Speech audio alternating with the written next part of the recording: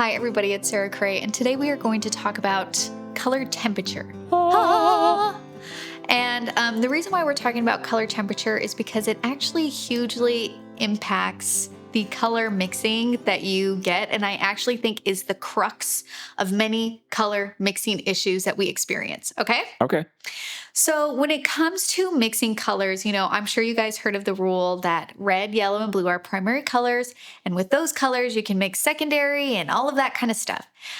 We did a video previously where I talked about the color wheel and some terms, and then maybe why that's not the most accurate. And really what it comes down to of why that's probably not the most accurate rule is because what red and what yellow and what blue, because that is going to have a huge impact on the vibrancy or the colors that you are mixing with those primary colors. Okay. Okay. So when we are talking about color temperatures, what we are really talking about is the temperature, if it's leaning warm or if it's leaning cool. So if you were to look at a color wheel, usually colors that are red, orange, and yellow are warm, and then colors that are purple and blue and green are cool, okay? Okay. And for the most part, every color is going to lean towards a temperature, okay? Okay. So here I have yellows and blues where you can see that there are different aspects where this yellow, which is Hansa yellow light, this is a cool yellow. That means the undertone of this yellow is leaning towards green as opposed to leaning towards orange. Okay. Okay. This one I would say is like more of maybe a neutral, but kind of you can tell that if you were to compare these two together, this one is definitely warmer. Can you see that when you compare them together? Yes. And so usually if you have colors that you can swatch out next to each other, it's kind of easy to compare them next to each other of like, oh, well, this one is definitely leaning green or this one is leaning orange, all that kind of stuff. This one down here, which is this medium one here is Hansa yellow medium.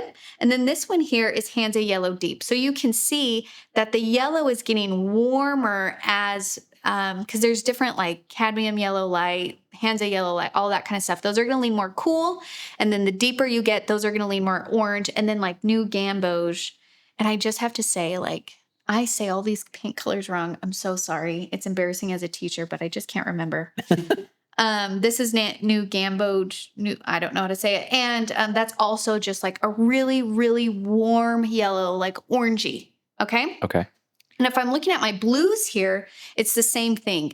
I have more of, this one is leaning cooler blue because it's leaning more green. Like maybe the next step over here is more of a turquoise. This color here is more of this is called indothrone blue, which is a blue I've never quite used before, but you can see it's more, I would say neutral. And this one here is ultramarine blue, and that's leaning red. So it's leaning more warm as opposed to cool. So both of these are going from cool to warm. Do you see that? Yep. Okay. So this is the tricky thing is you might be like, okay, yes, when colors are swatched next to each other, I can tell, I can compare them and get them. But how, if I look at a color straight on, how can I tell what it is if it's leaning cool or warm? So basically what you just have to know is the primary color that's going to be closest to, or like the secondary color that's going to be closest to this. So if I were to look at a color wheel, and if I were to be looking at something that is yellow, I'm going to say for my yellow, here's my main yellow. If I'm looking at this color and if it's leaning orange or red, that's going to be a warm color. If it's leaning green, that's going to be a cool yellow. Does that make sense? Uh-huh. So you basically just try and like, if you're visual, maybe you can like just cut out a piece of the pie chart here and just say, is this leaning towards the warm side or is this leaning towards the cooler side? And the cooler sides is where you're going to get blues, greens. The warmer sides are going to be reds, oranges, and yellows. And this is going to be true for any color. So let's say if I was looking at the blues here, if my blue is leaning more towards purple, that is going to be a warmer blue. If it's leaning more towards green or turquoise, that's going to be a cooler blue. So if you can keep that rule in your mind of like, okay, If you just know which colors are cool or warm when you look at a color wheel, then just have that in your mind whenever you're looking at a color and saying, okay, is it leaning more towards that or that? Is that helpful? Uh-huh. Okay. There are a couple other ways that you can know the color temperature of something if that still is not really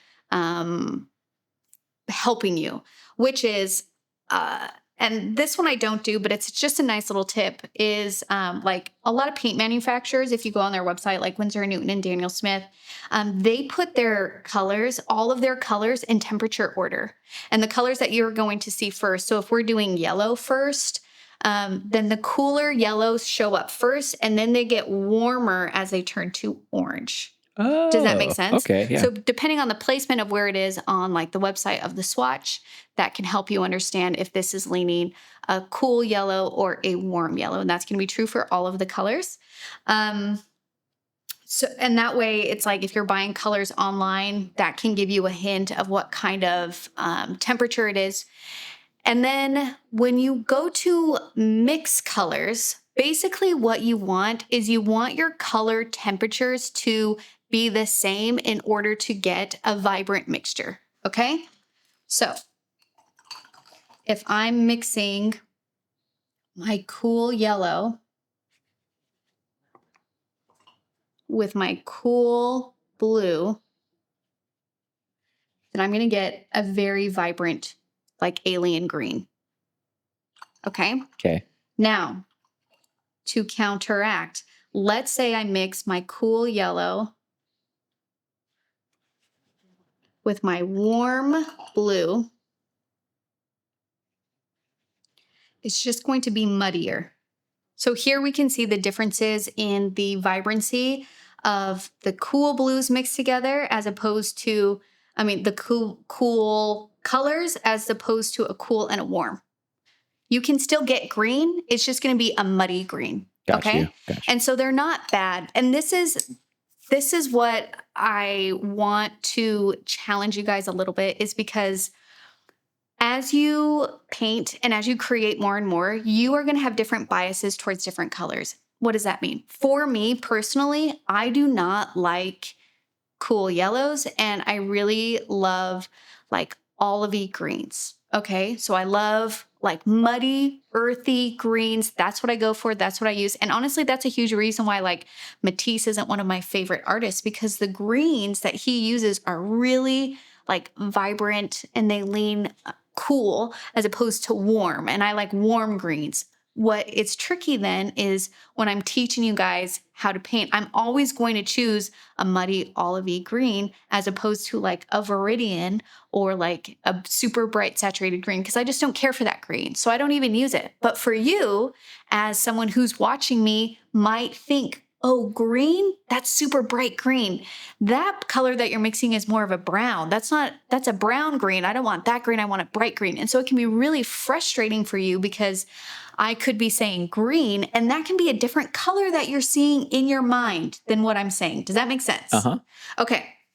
So, at the end of the day, what it comes down to is it is okay for you guys to have color preferences of things that you like. You will build up your own kind of palette with colors that you lean towards and color temperatures that you enjoy the mixtures of and all of that kind of stuff. And that's okay. And it's going to be different for every person. And that's why some like paint companies do artist palettes, because some artists are going to lean towards the same 6 or 12 colors, and they will put those together for you. So then you know what kind of colors they're mixing. And one is not wrong and one is not right. It really all comes down to what you like as the person who is painting it, and no one can tell you that it's wrong. Okay? Okay. When it comes to identifying the color temperature of a color, you just want to think about, is this leaning cool or is this leaning warm? So if it's leaning warm, it's going to be leaning towards the yellows, the oranges, or the reds. If it's leaning cool, it's going to be leaning towards the purples and the blues and the greens. Okay, that's how you can tell the color difference between the two. If you need help and you really just can't tell, you can look on a website and they'll put it in order. There are going to be some colors that are kind of as neutral as they can be. That's when they're kind of right in the middle of that range. There are two more things I want to say before we move on, okay? Okay. One of them is if you still can't tell the temperature of a color, then what you can do is you can just mix it with a color that you know the temperature of. And then depending on if it's vibrant or if it's muddy, that's going to tell you the temperature of the color that you're mixing in. Does that make sense? Yes. Interesting. Yeah. So that's just a litmus test. Is that the right? Yeah. That you can always, like, if you have a color in your head where you're just like, I know that lemon yellow is a cool yellow, then you can then determine the color temperature of like any red or any blue, depending on how saturated the orange or the green is with that mixture. If it's more of a muddy color, if you're getting like violets, like purples that are leaning here, then you know that maybe the color temperatures are a little bit off as opposed to like super vibrant ones. Okay, last thing is for someone who is watching this and is brand new to watercolor, you might be like, thank you for all the information. I still don't know what colors to put on my palette. That's fair. That's totally fair. Because we all need a starting point. We all want to start somewhere. So what I would say is if you want to go with a color palette that's going to give you the most options in terms of color mixing, what you can do is you can actually do a split primary palette. And what that means is you have 2 yellows, 2 reds, 2 blues. And each one is going to be the color temperature opposite. So you're going to have a warm and a cool yellow. You're going to have a warm and a cool blue, and you're going to have a warm and a cool red. And with that, you are able to get a very vibrant mixture of all of the colors, and you just stay within those sections. Does that make sense? Interesting. So if you want, that's 2, 4, 6. So instead of starting with 3 colors, start with those 6. And then that way you know that you can at least have all the options to mix in terms of the vibrancy that you want. And then from there, as you paint more and more, you might eliminate some colors and then you might add some colors. And I do get asked a lot, like, how do you decide what colors you put on your palette?